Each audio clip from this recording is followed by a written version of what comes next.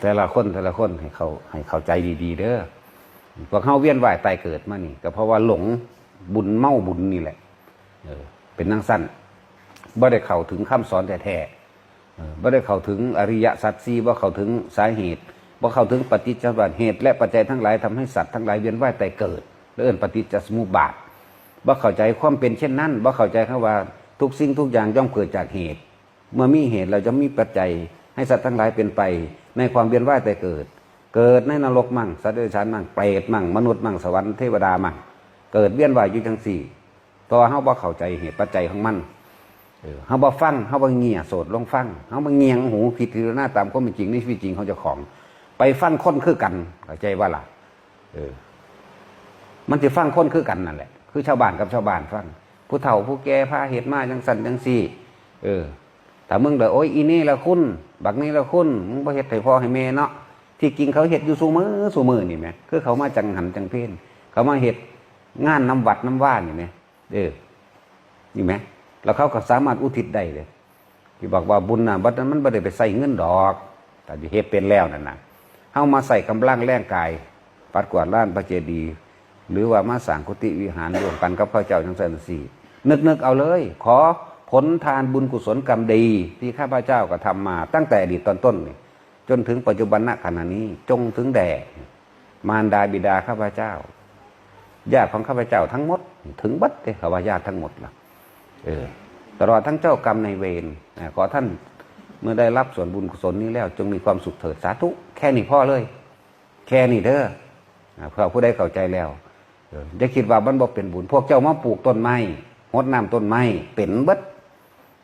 ในขณะที่เฮาเฮ็ดอยู่มีแต่ความบ่ได้ไปกังวลร้อนกับไผเลยพวกเจ้าก็จออยู่ในหน้าที่การงานพวกเจ้าจออยู่ในตัวเองเลยเด่นนั่นแหละว่าอย่าไปสนอย่าไปแค่คำคนคนมันบ่ได้ฮู้จักหยังเด้คนแปลว่าวุ่นแปลว่าว่ายเด้ถ้ายังไปเงินไปแค่ไผนั่นโอ้ยก็เวียนว่ายตายเกิดตามกระแสแห่งความคิดตามกระแสแห่งความผูกพันตามกระแสแห่งความอาลัยที่ตัวของเองคิดนึกนั่นแหละโอ้ยมันสิเข้าใจกูบ่น้ออยู่หั่นล่ะบ่ต้องสนใจจักว่านี่ล่ะธรรมะต้องกล้าหาญเด็ดเดียว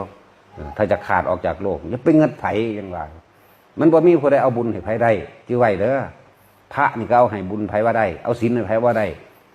เอาปัญญาเอาความรอบรู้เอาความเห็นเอาปล่อยว่างให้ไผว่าได้ตัวเองต้องทำเองล้วนๆจักว่าล่ะ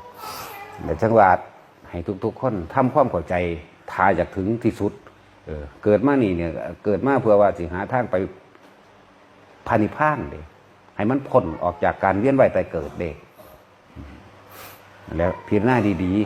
ๆยังว่าจะเป็นเงินไผจงเป็นตนของตนเองศึกษาธรรมะเข้าใจดีแล้วก็คิดพิจารณาตามความเป็นจริงจากประสบการณ์จริงในชีวิตจริงของเจ้าของจริงหรือว่าจริง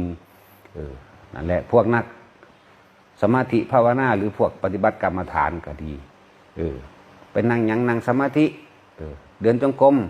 ให้มันมีความหมายให้มันรู้ซึ้งในตัวเองกิเลสเกิดจากจิตตัณหาเกิดจากจิตอยากว่าล่ะความสำคัญต้องมาจอที่จิตของเฮานี่เองบ่แม่นนั่งเอาทาบ่แม่นนั่งเอาเวลาบ่แม่นนั่งเอาว่าเพื่อจะให้ผู้นั่นผู้นี้มาว่ากูปฏิบัตินี่แหละจังว่าย้อนเข้ามาเลยทำทั้งหลายสาเหตุคำว่าทำทั้งหลายทั้งเครื่องกอบทั้งข้นดับต้องความเป็นว่ายตายเกิดทุกอย่างล่ะมีใจเป็นใหญ่ใจเป็นประธานตัวนี้ทุกสิ่งทุกอย่างเกิดจากใจความคิดความนึกของเฮาเอง